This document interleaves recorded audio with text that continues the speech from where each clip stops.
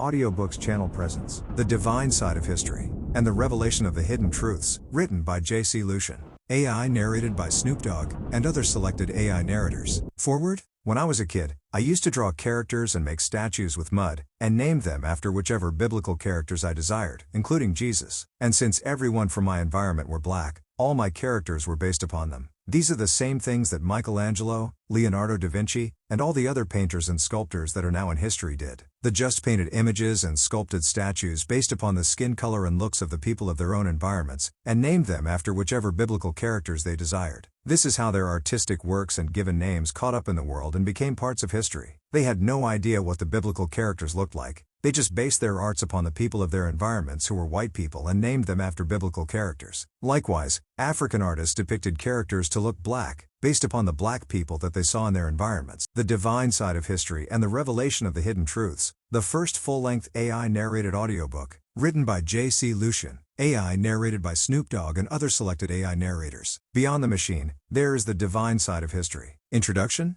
When words can't kill the spirit, they awaken it, declares the author of this book. A black man who went through a spiritual awakening and became a divine historian and theologian after his white pastor told him words to kill his spirit when he couldn't pay his tithe. His white pastor yelled at him angrily, and told him that he is robbing God while God already cursed black people in the Bible, and tithing is the only thing that can remove the curse. The Bible was then thrown at him on Malachi 3:10 and Genesis 14:20. After weeks of feeling down, depressed, bruised spiritually, and lost faith in God from hearing these spirit-killing words, he felt upbeat all of a sudden, and from that moment, he began to experience a spiritual awakening through which he realized that if Christ already paid the tithe for us with his blood, and saved us from the yoke of tithing, then why are we still bound by this yoke? His spiritual awakening also led him into realizing that Christians who tithe despise the blood of Christ since Christ already paid the tithe for them with his blood. While the author's story about his spiritual awakening continues in chapter 2, the entire book is the result of his spiritual awakening. His spiritual awakening had him realize that these scriptures are Old Covenant scriptures from the BC era, which is before Christ, and they do not apply to the AD era, which is the era of Christ. The divine side of history and the revelation of the hidden truths reveal the hidden side of history through divine revelations, and decipher the Bible through divine inspiration. The book reveals past and present events that are concealed from the world. It frees the mind from the yokes of myths, lies, traditions, religious brainwashing, and shed light on the spiritual darkness that engulfs this world. Before going through the chapters, we have an important announcement to make.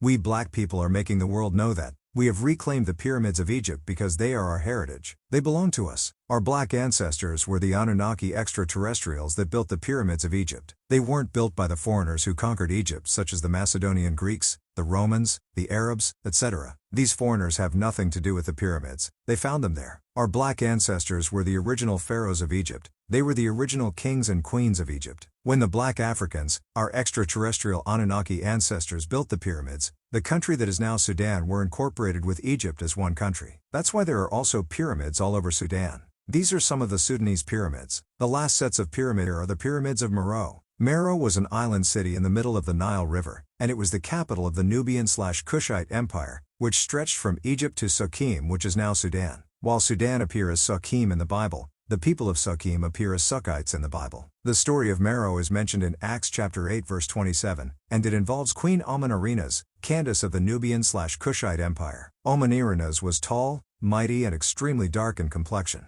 She was a fierce warrior who led her army against the Romans to protect her people and her kingdom. The Romans blinded her in one eye during the Kushite-Romans War, which lasted 3 years from 25 BC to 22 BC. The loss of an eye did not stop Amon-Arenas from fighting the Romans to protect her people and her kingdom. She fought the Romans for 3 years while missing an eye, which made the Romans nickname her the One-Eyed Warrior. Here's an image of Amon-Arenas, courtesy of Johnson, Elizabeth, at the City University of New York. The victory of Amon-Arenas over the Romans is largely responsible for halting Rome's southward expansion in Africa. While Amon-Arenas may also identify as Ethiopian in different version of the Bible, she was definitely a Sukkite, which would make her a present-day Sudanese.